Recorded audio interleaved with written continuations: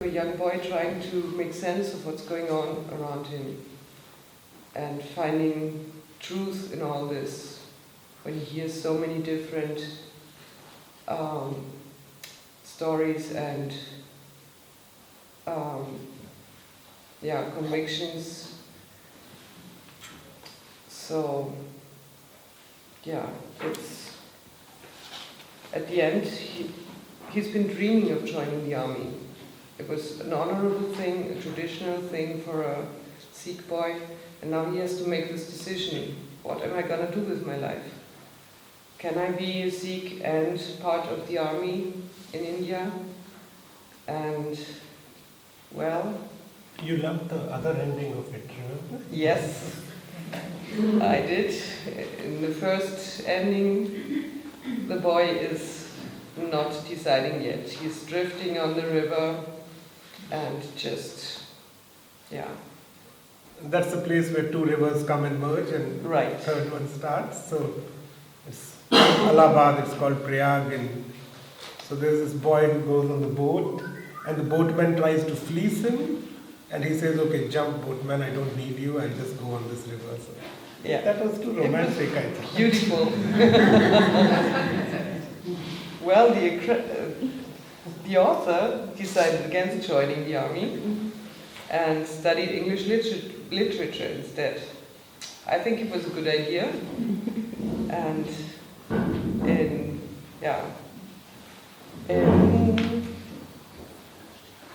1994, you started studying literature, And then your first job after graduation was as a journalist before you joined Novell, just to meet me.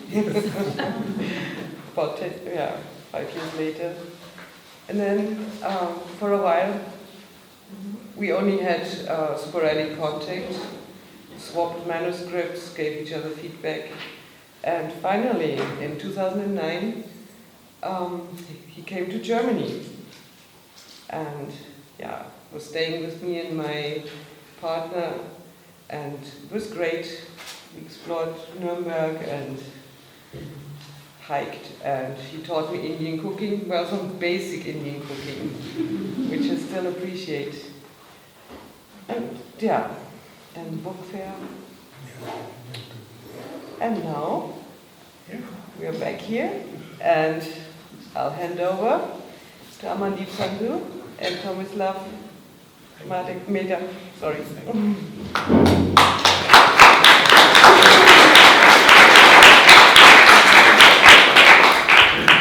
Okay, so I'll be here in the role of moderator. So as the first thing, I would encourage you to speak up, pose questions at any moment during our talk tonight.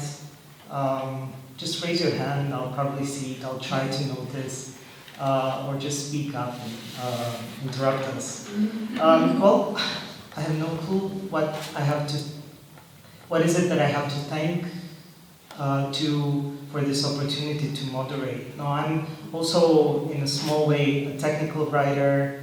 I write manuals how to digitize books, mostly legally, without permission.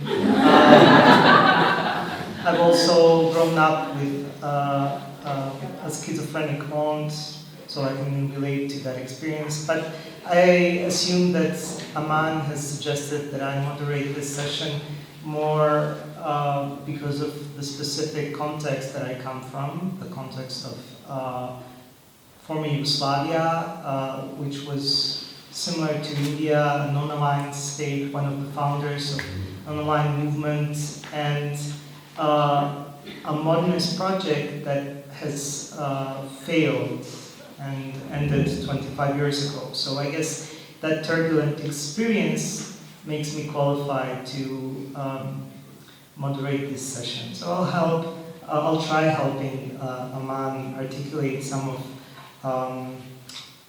thoughts and experiences that are encapsulated in these two autobiographic novels, and to discuss beyond the novels what his future projects are, and also his forms of agency beyond his literature, through his literature and beyond his literature. So maybe we start with Sepia Leaves. I would say that both novels are obviously autobiographic, and they deal with growing up in a troubled, personal, intimate context, but also social, political context. However, I would say that both novels have similar structure and narrative structure.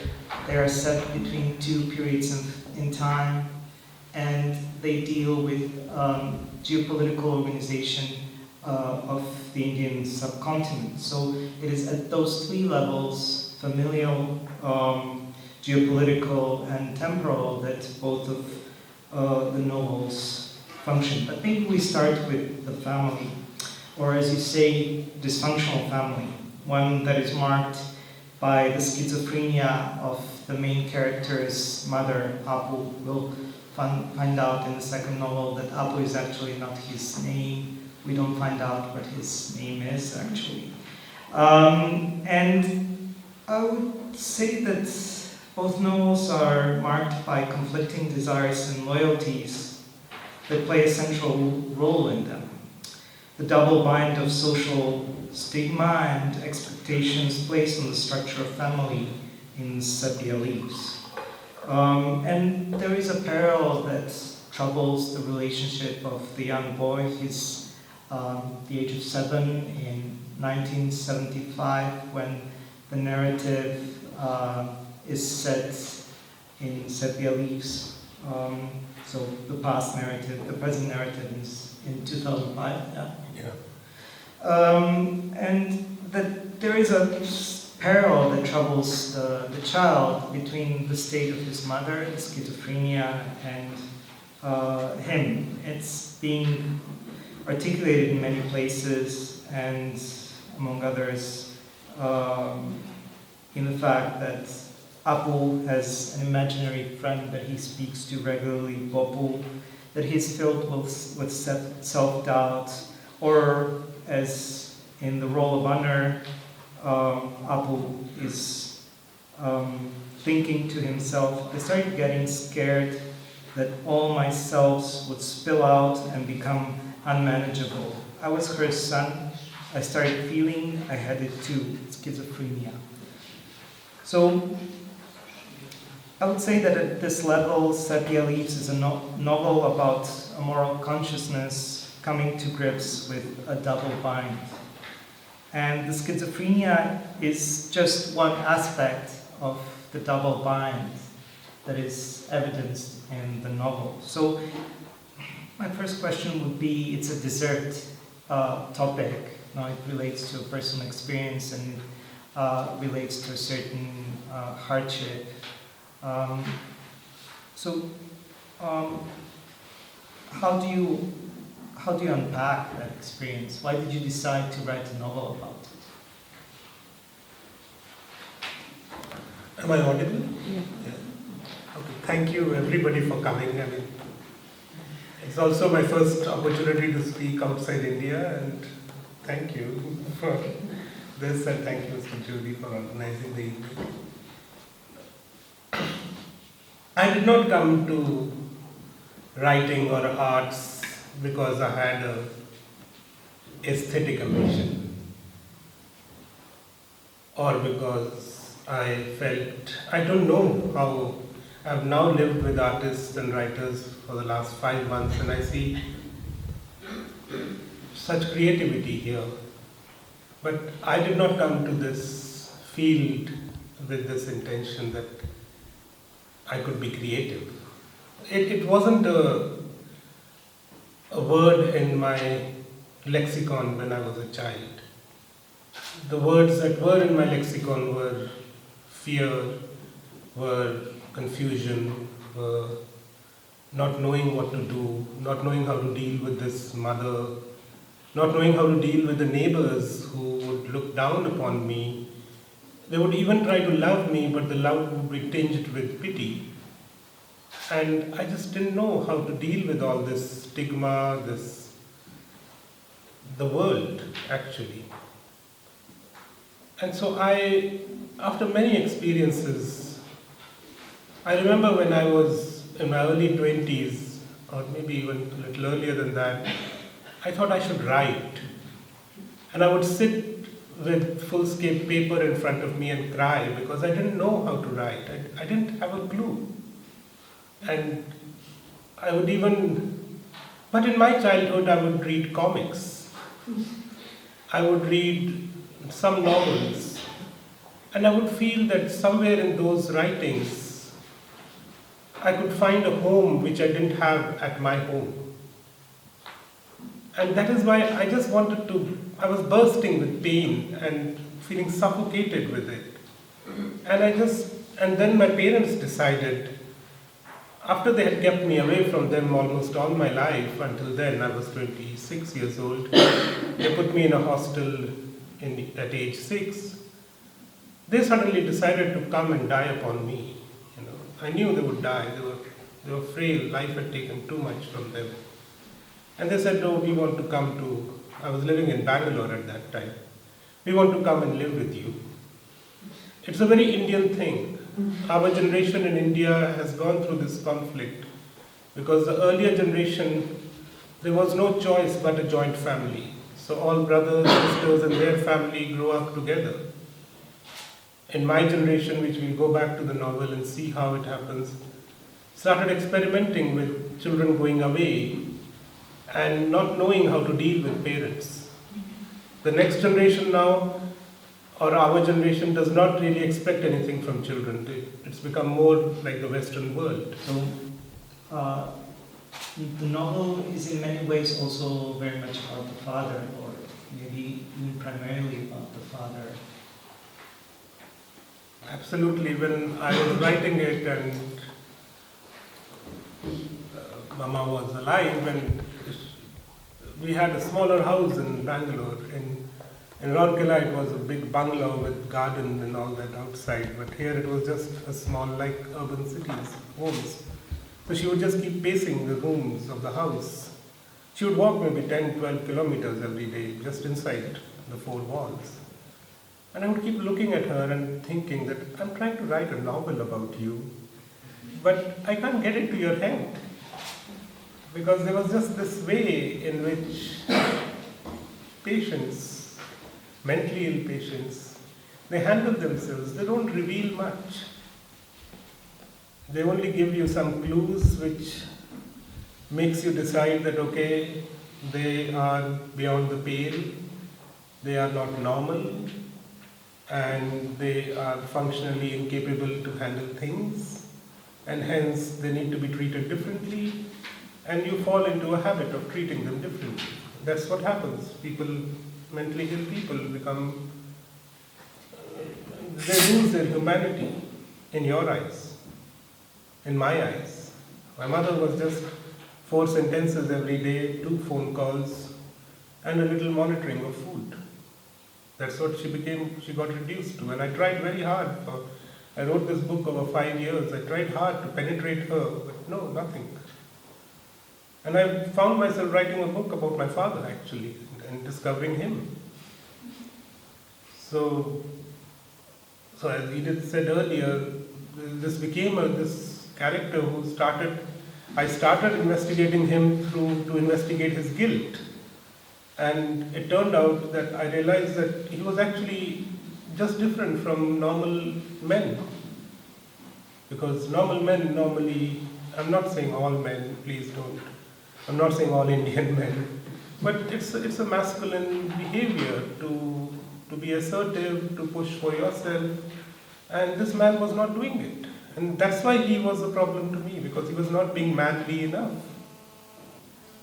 And it ended up being a book about a father figure who now is liked by readers. And they think, oh, that's a nice guy.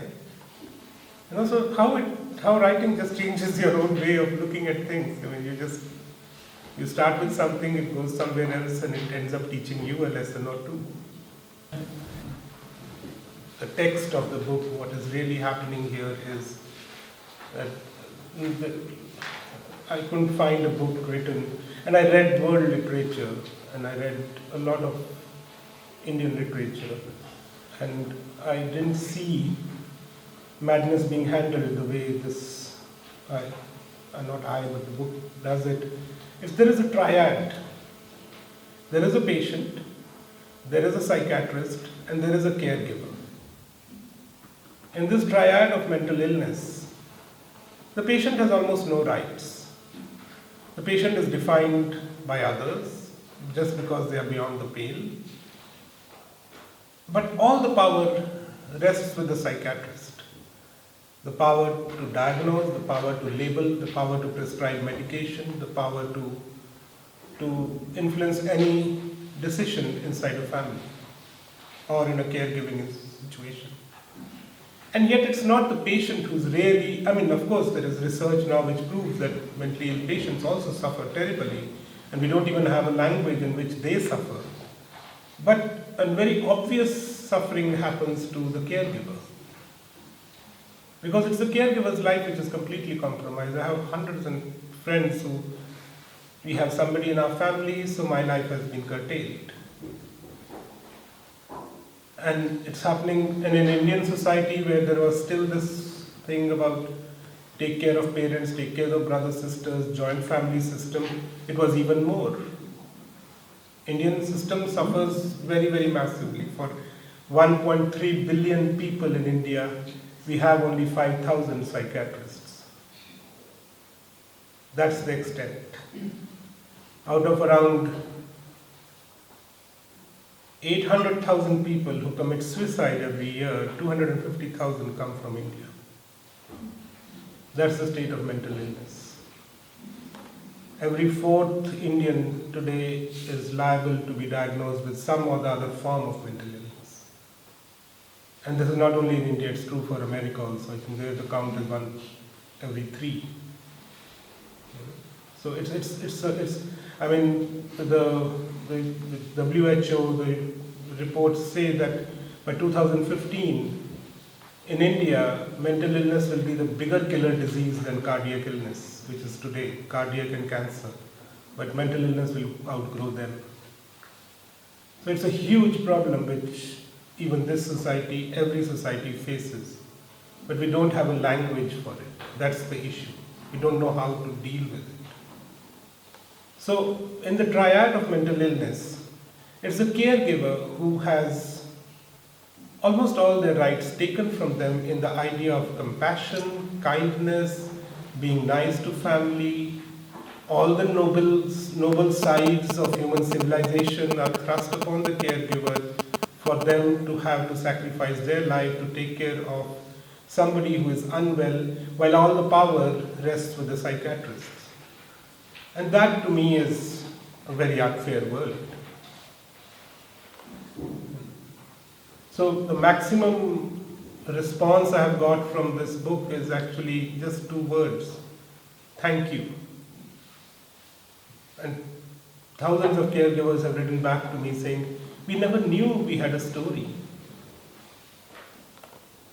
And that's where it comes down to. We all want to live in stories. We want to have our stories. And we don't have a story of caregiving. But there are other aspects that you, in the preparation for this talk, wanted to raise and discuss. And before we go to that, I would just make an amateurish attempt at trying to digress about a form of modern narrative about India that has become predominant. I'm no expert in India nor really expert in literary studies, but I think it resonates with your work. So much of the work of so-called subaltern studies group, scholars who have tried to counter the standard narrative of modernity and division between central, modern world, Western world, and periphery, has been premised on the idea that Indian bourgeoisie has failed to hegemonize subaltern classes, lower classes, and stage a revolution against the feudal forces in India. And hence, the structure of modernity in India is very different. This, in a way, also relates to a certain predominant form of narration in fiction that has become world popular and coming from India. One that claims that fragmentary and mythopoetic is hidden within the bosom of the secular and the modern. Yet I feel that your modernity is a very different. Chigger has hugely criticized Subaltern Studies Group for this, what he calls sanitized view of modernity in the West, that there is that liberal capitalism is the purified form of modernity as it has unfolded in the Western world, and that whatever has happened in the periphery is hybridized form of their unsuccessful form, so there is no liberties, or not full liberties, not full democracy, etc., etc. So this claim is to the opposite, that sanitized view simply fails to understand the development of modernity in the West. And I would say that your approach to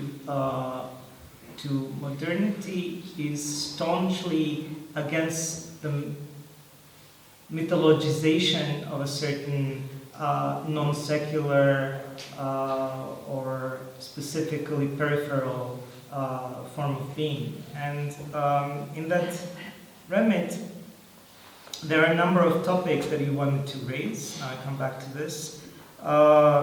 You said you want to deal with uneven development.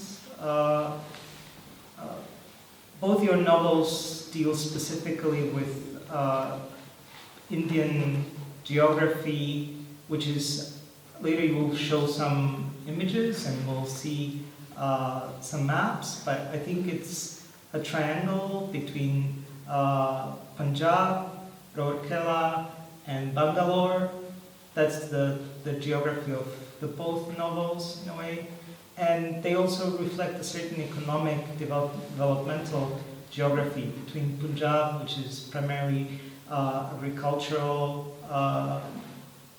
between Rourkela, which was the project of industrialization with the help of German industrial know-how, and Bangalore, which has become the hotspot of Indian ITs. So that's one topic I think that is interesting and provides a denser image of Indian modernity. Another one is the relationship of patriarchy and violence. The mother in the novel is deeply upset with the fact that she has been denied to pursue a career as a teacher, that she was better educated than the father, that they came into a marriage, arranged marriage, where the education level of the father was misrepresented. So that's another aspect.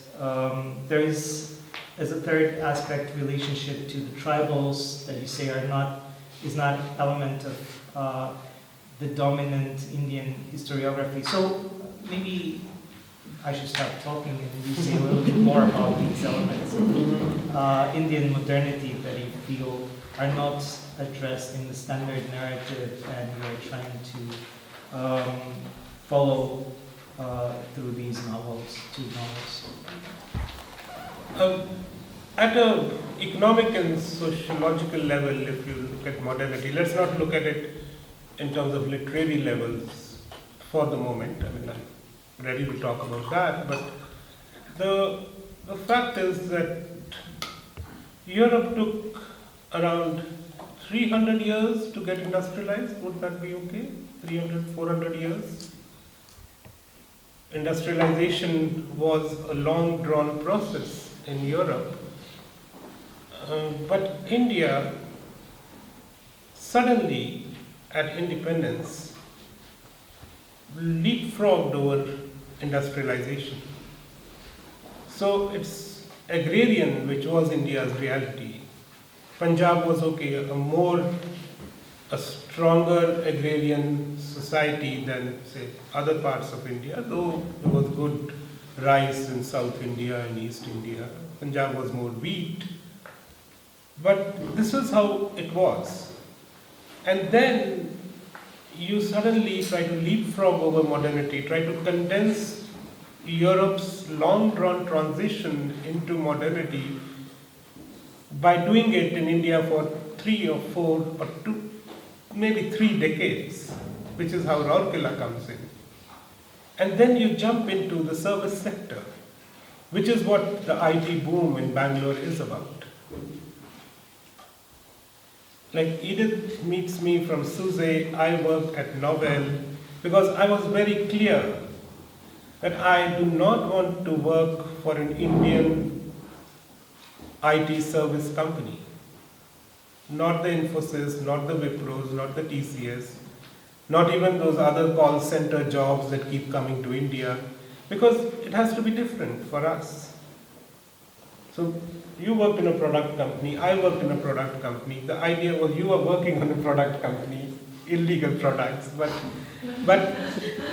the idea is that I felt that industrialization, and that's part of the issue with India today, with modern India. The issue is we have not had the gestation period that Europe has had of 3 centuries of industrialization. We tried to flatten everything very quickly. And it is in that context that Tom and I are friends now, but Tom's Prime Minister and my Prime Minister were friends. Tito and Nehru were great friends at one time, you know. And India and Yugoslavia were close. And what Nehru did, and non-aligned meant that they did not want to align with either the American bloc or the Soviet bloc in the Cold War era. India had just become independent in 1947, the World War II had just ended. They thought that they will build a separate bloc which will not be aligned to either. But we needed steel. India needed steel. Because how do you build a nation without steel?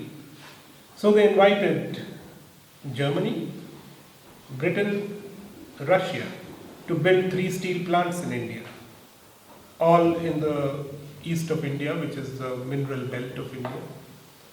And thus, they started a competition between these 3 big nations on Indian territory. And they were competing with each other on whose steel plant is better than the others. So we become like the playing field of Western interests. I don't know what Russia would be for India. I mean, it's not West in that sense, in the geographical sense. But there was like the Russian steel plant in the German steel plant in Rourkela was not producing as much as it should have been producing or as was promised. And the Russian was doing better, and then became the whole propaganda, oh, Germany is not, being as dedicated to this endeavor as it should have been. And then the German government, if you read the old issues of the Spiegel, you'll read that the German government put their best foot forward in this biggest colony of Germany that they had established in Rourkela. It was the largest German colony in the 50s outside Germany. And they actually had built a much better plant. And today, 50 years later, it is that plant which produces the maximum steel. And the Russian one is not doing well, and the British one is not doing well. So it was a German engineering. The idea of what engineering should. Today we were afternoon talking, and Mr. Jolie and Edith was saying that we can build a basement in a house after the house has been constructed. I'm like, how do you do that? So there is a very beautiful German word for it, I believe, that pulling the heart out of the house. Yes. But going back to the point that if India did not go through the class struggle which, say, Europe went through industrialization, India will not get a real grip on how to handle the kind of, India is a matrix. It's a matrix of class and caste. So caste is something within a particular religion, which is the dominant religion of India, where you are marked at birth that what is your level in the society. Class is something that you can change, but caste is something that you cannot change. And we keep struggling with this. That's why left movements don't really work out best in India, because Marxism or left thinking itself has not factored in this dual matrix. But the fact is that Bangalore becomes a big city because of service. We get the know-how to how to build cities, how to make big structures, but we don't change ourselves as a society, and then we start doing the service work for the world. Our engineers in Bangalore are trained to say, I'm Samantha from Minnesota. That's a fact. So that's my...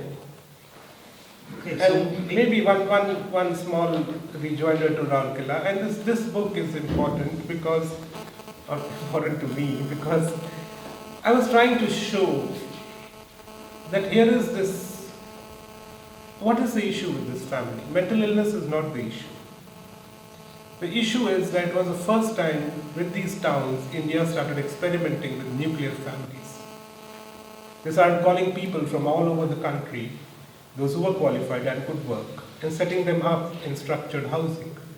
So your neighbor could be somebody with whom you have zero cultural association, no language, no similar rituals, no religion, nothing. And all of us were thrown in relief sort of with each other. In traditional families, when mental illness or severe illnesses happen, the whole family comes around to A, hide the illness, which is wrong for me, but to bring up children, which is good for me. But here, you are just thrown up with strangers. And so an illness like mental illness, just flares up. Everybody can see it. But then what does India do?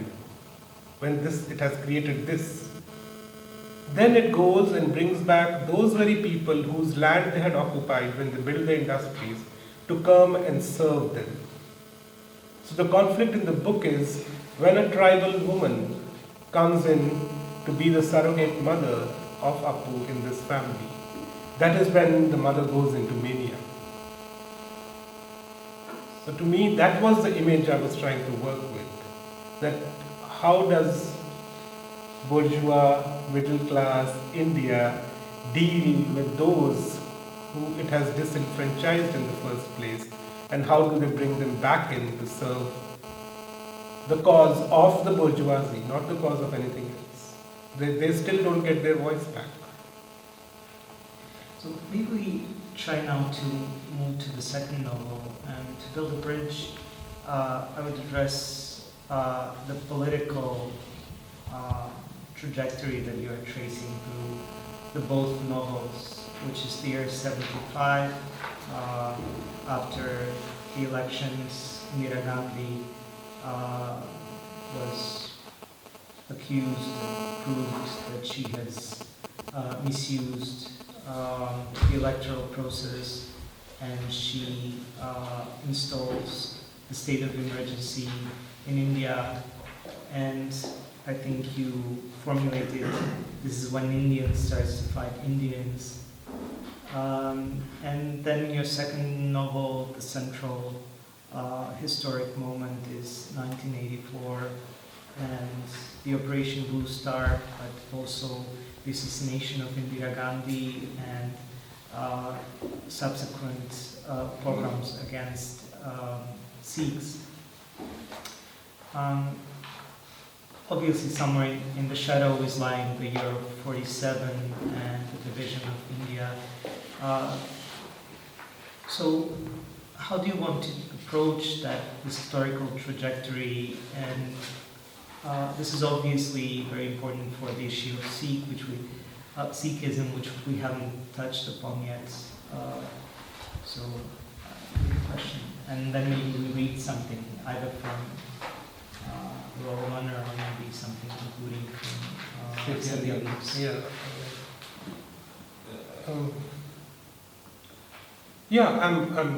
I was born in East India, but I'm also Sikh, and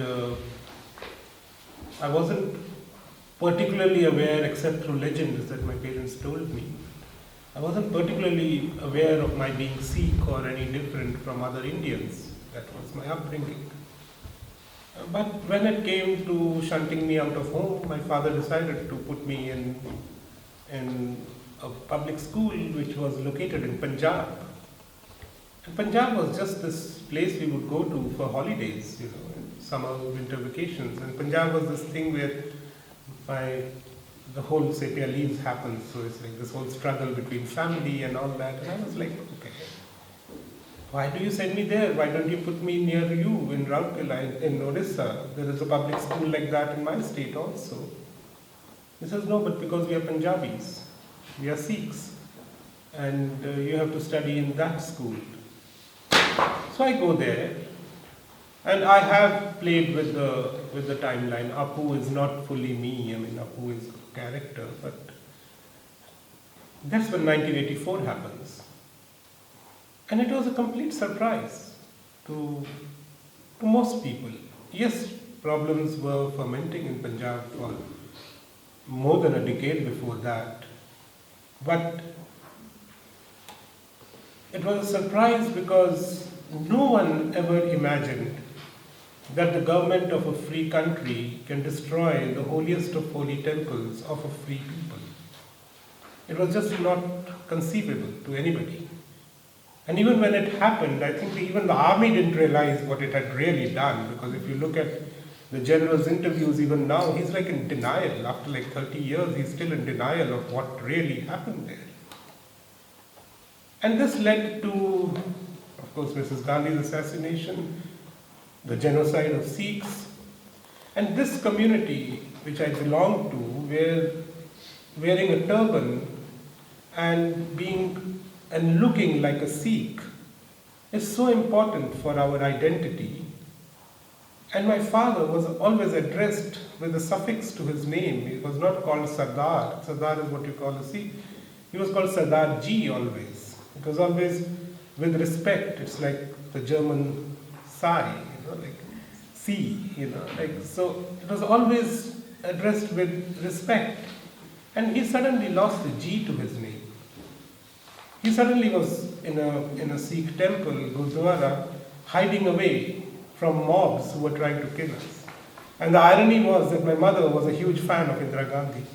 So here they are being chased in Rourkela. And at that time, I did not have any news of them for 3 weeks. It was not the time of mobile phones or telephones. We only had to write to each other or telegram. And I am stuck in Punjab, in this military school, and my parents are stuck somewhere in the rest of India, and the government has barricaded the state, and it's just complete chaos. And when Sikhs go back and look at partly mythification of their identity, partly true also, they think of themselves as soldiers of India, as gatekeepers of India. They have been on the border with Central Asia, and they were created as a community to actually be warriors. And how come your warriors, your soldiers now become your biggest enemies? And why do you come and break our temple for false sake? 5 years after 84, the Punjab police did another campaign. Again, the place had become a hotbed of politics and even nefarious activities. And this time, they just managed to clean the whole place without destroying the main structure at all. They just cordoned off. You can cordon off a landlocked place. Cut off electricity, water, food, any escape. Everybody will start coming out. And that's what the Punjab police did with Operation Black Thunder 5 years later. But in this meantime, this anger that rose in the community was now, I understand, in Rousseauan terms, Jacques Rousseau's terms, it was a rupture of the social contract between the Sikh community and the Indian nation. Because if you look at what social contract is for Rousseau and the idea of democracy and exchange of rights and liberties between the state and its citizens, then that got ruptured. completely, because it was a unilateral, overwhelming, completely bizarre operation. And 6 months later, it led to genocide. So my problem happened with that is that in those 5 years, Punjab went through, actually for 10 years, but from 82 to 92, Punjab went through a phase of the demand for an independent Sikh nation called Khalistan, and an ordinary citizen or a young boy like me was caught from both sides. There were guns on both sides. If I do not go with the state kills me. If I do not believe in the Sikh ideology, then the Sikhs kill me. The hardliners there kill me. You know, what I'm trying to do, and Mr. Jolie pointed it out a few days back very interestingly, I'd never thought of it like that. It's like, he said that you're not really writing the kind of stuff that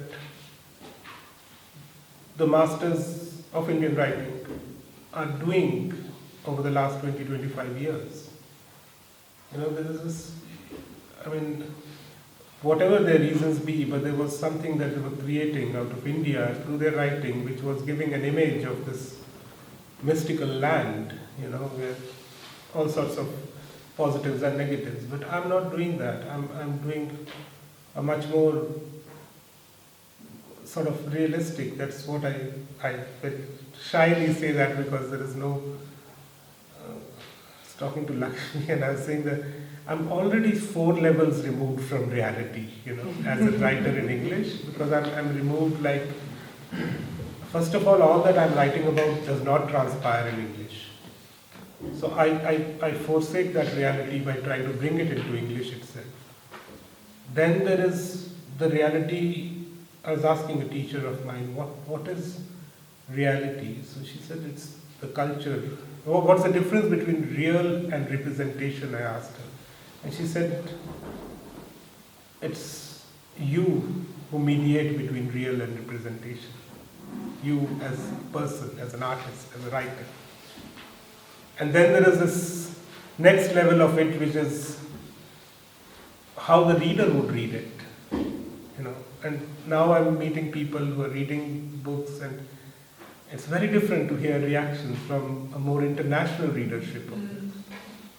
And then wanting to go back into the language, because I'm very keen. We did the second book translated into Punjabi, and I meet yet another level of reality there when I try to go through translation, which to me it's impossible, but maybe transcreation.